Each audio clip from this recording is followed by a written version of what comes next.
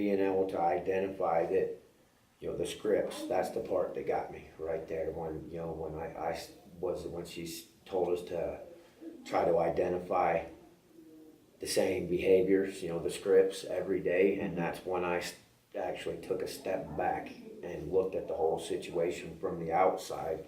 And as soon as I could see it from a third-party perspective. But the bottom line is, every day that you are dealing with your kids, you're dealing with their behavior.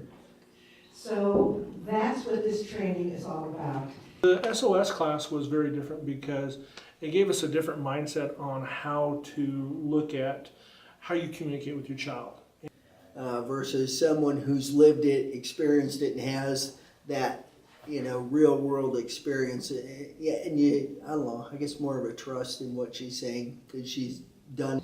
About meeting those needs in such a way that they will see what it's in their own best interest to do what we asked them to do, and not only that, they're going to think they thought of it because we're going to give them lots of choices. I think that what's been great about this is that she's done it, she's doing it.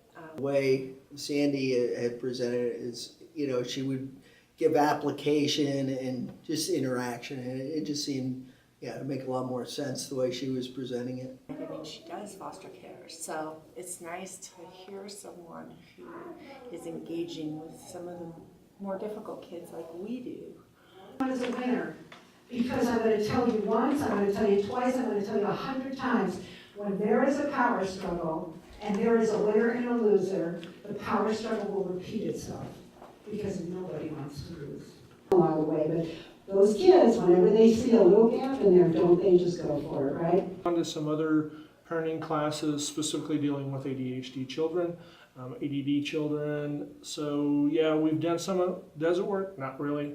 You don't feel bad for feeling the way that you do. She accepts that. Do you know what I'm saying? When you feel like you have to go to work to get a break, that's pretty rough. So once you set your boundaries and you're sure they're fair and you're sure they're behavioral and you're sure you've included the outcomes and choices, those are non-negotiable boundaries. Some of the things though that I thought were good, that were different was paying back the time. I want you to be so clear about how your kids affect you, because that affects how you respond to them. And I'm not always real good with follow through, but some of this stuff is so easy that in the heat of the moment, still. there's only 2 left, guys.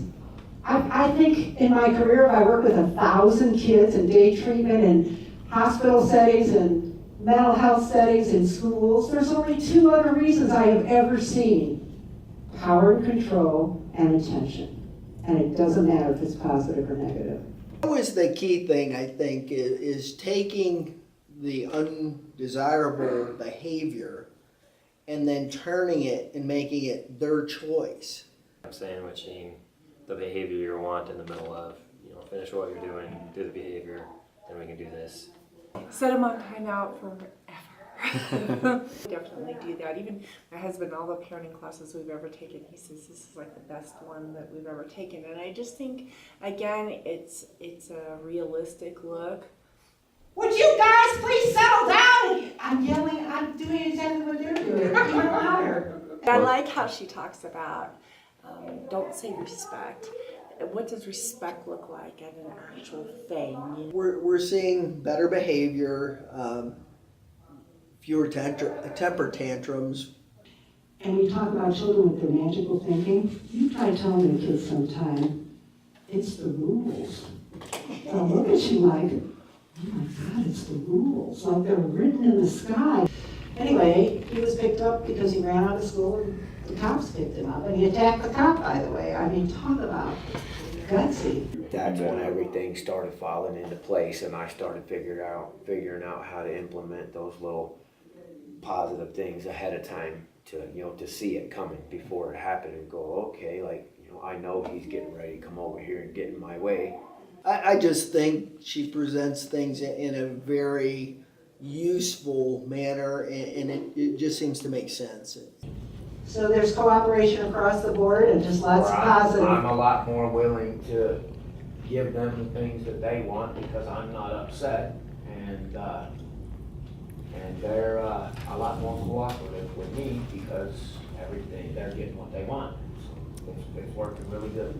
Plus, they're getting your approval, which, believe it or not, is what they want. No, that's, I'm trying to remember to say that's the rule. I really liked when she said that. You're wasting my time, or you're wasting the family's time, so now we're gonna take that away from you, so you're not gonna be able to do, we have actually utilized that. The week that she told us to go home and identify those scripts, that was the week that I looked at everything from out here, and I said, now, every time you roll your eyes at me, I'm gonna charge you a quarter. And then he did it again, and I'm like, now it's 50 cents. And then he started arguing with me, and I said, arguing is gonna cost you $1. And then he shut up. So, that was good, that worked.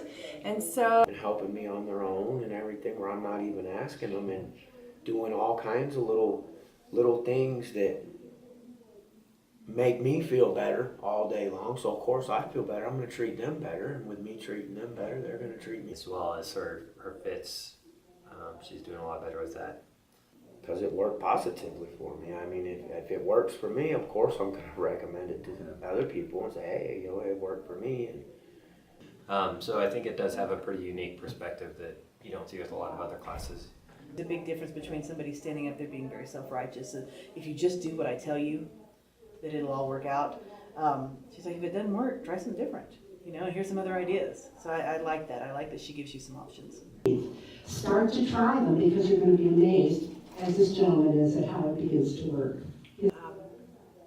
there's kind of like a respect kind of level there, because you know that she's been able to do it, so it's just a matter of trying to crack the code with yourself to try and figure out how to do it too.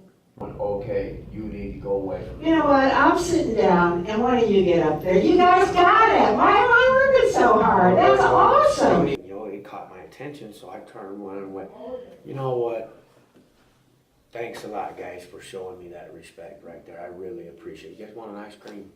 And it's kind of sad that it's over with, because I just know that there's so much more, The more tools you have, it's the better, because one tool may not work, but one tool may. So if you don't know about that tool, if you don't come to the class to learn about the tool, you're never going to know about it, and you're never going to be successful.